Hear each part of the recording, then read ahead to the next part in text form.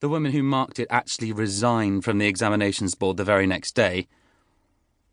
Henry didn't go to university. By the time he left school, he felt he had learned more than enough and that 3 more years of education would only get in the way of his becoming a world-famous author. His parents owned a large house in Reading where he could live. He was fairly sure that his father would support him while he wrote his first full-length novel. He already had the beginnings of an idea. Fame and fortune was surely only just round the corner. But then 2 things happened that changed everything. First of all, his parents died in a bizarre accident. They had gone to a circus outside Munich. Henry's mother had always been fond of trapeze artists, and they'd been having a wonderful time until the turn had come for the human cannonball to perform. Something had gone wrong. Instead of being fired into the safety net, the human cannonball had been blasted with some force into the 3rd row of the stalls, killing Mr. and Mrs. Parker instantly.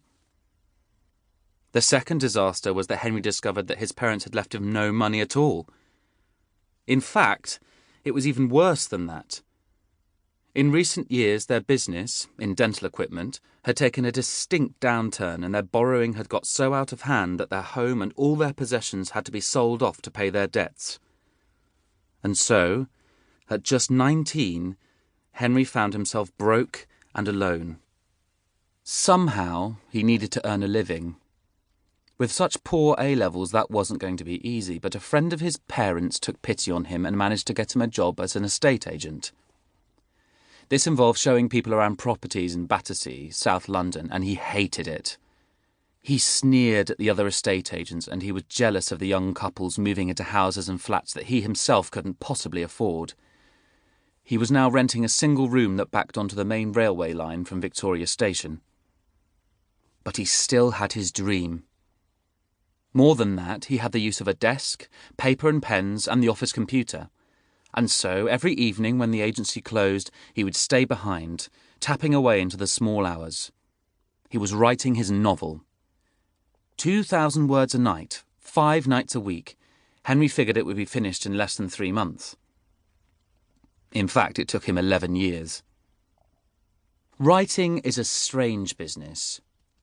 You write a sentence and then you read it and one word leaps out at you. Or should that be jumps out at you? Or bothers you? And then you go over and over it, and by the evening you find you haven't written 2,000 words at all. You've only managed a couple of sentences, and even they don't strike you as being quite right.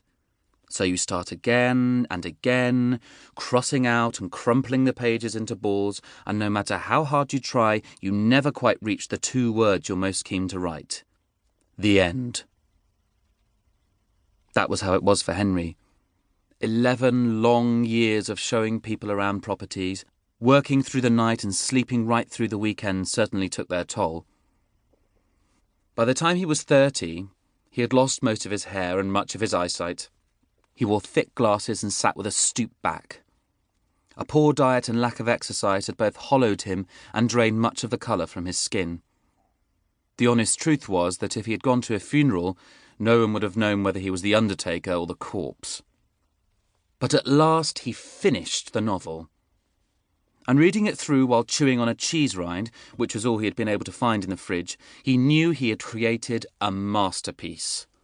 A horror novel for children, 100,000 words long and like nothing anyone had ever written before. Curiously, it was the death of his parents that had inspired him. Although he had been shocked by their sudden end, and even more by the disappearance of their wealth, Henry had never really missed them. His father had always been bad-tempered, and his mother too busy to look after him. But the way they had died had given him the idea of writing a story that would begin in a circus. Not an ordinary circus, but a world inhabited by strange creatures. Freaks.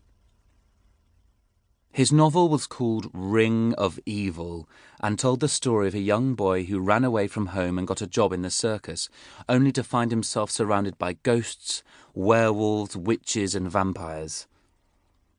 Henry described in loving detail how the vampires would chase members of the audience into the car park, tear their throats open and drink their blood. The hero's name was Justin, and in Chapter 5 he was...